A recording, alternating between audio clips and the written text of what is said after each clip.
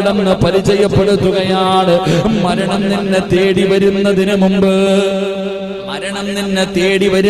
മുമ്പ് ചെയ്യേണ്ട രണ്ടാമത്തെ കാര്യം എന്തെന്നറിയുമോ?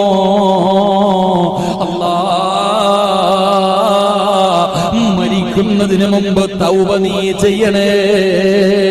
തൗബ ചെയ്തിട്ടേ നീ മരിക്കാവൂ. കാരണം ഇബ്നു ഉമർ റളിയല്ലാഹു തആല അൻഹു അനി നബി സ്വല്ലല്ലാഹു അലൈഹി വസല്ലം ഖാല ഇന്നല്ലാഹ യഖ്ബലു തൗബത്തുൽ അബ്ദി മാ ലം യുഗർഗിർ. റസൂലുള്ളാഹി തങ്ങൾ അവിടുന്ന് പറയുകയാണ്, മോനെ, ജീവിതത്തിൽ പാപം ചെയ്യാത്തവരാരുമില്ല. ഞാനും നിങ്ങളും മലക്കുകളല്ലല്ലോ, നമ്മളും മനുഷ്യന്മാരാണല്ലോ, വികാര വിചാരങ്ങളുള്ളവരാണല്ലോ, ജീവിതത്തിൽ ഒരുപാട് തെറ്റുകൾ ചെയ്യുന്നവരാണല്ലോ. ആദമിന്റെ സന്താനം മുഴുവനും പാപം ചെയ്യുന്നവരാണ്. പക്ഷേ പാപം ചെയ്യുന്നവനിൽ ഏറ്റവും നല്ലവന് പാപം ചുമക്കുന്നവനല്ല,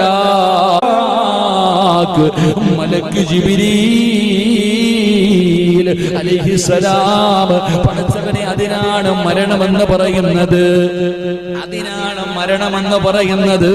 അങ്ങനെ മരിക്കാൻ കിടക്കുമ്പോ ഈ തൊണ്ടക്കുടിയുടെ ഭാഗത്ത് റൂഹ് കൊണ്ടുവരുന്ന അവസാന സമയത്തെങ്കിലും അല്ലാഹുവോട് പറയണം, നാഥാ,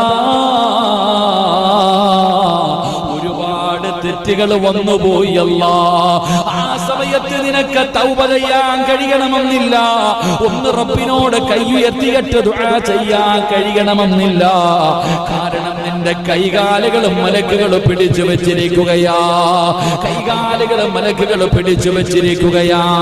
കല്ലാ ഇദാ ബലഗതി ത്വറാഖിയ വകീല മൻ റാഖ് വظن أنه الفراق والتفت الساق بالساق إلى ربك يومئذ المساق. ആ മരണത്തിന്റെ വേള അല്ലാഹുവിന്റെ പരിശുദ്ധമായ ഖുർആൻ അവിടുന്ന് പരിചയപ്പെടുത്തുകയാണ്. മലക്കുകളോട് സംസാരിക്കുന്ന സമയം, മലക്കുകൾ നമ്മളോട് പറയുന്ന സമയം, ആ സമയത്താണ് ഒരു വിഭാഗം കടന്ന് യാചിക്കുകയാണ്.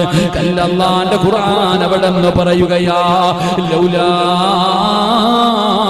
അഖർതനീ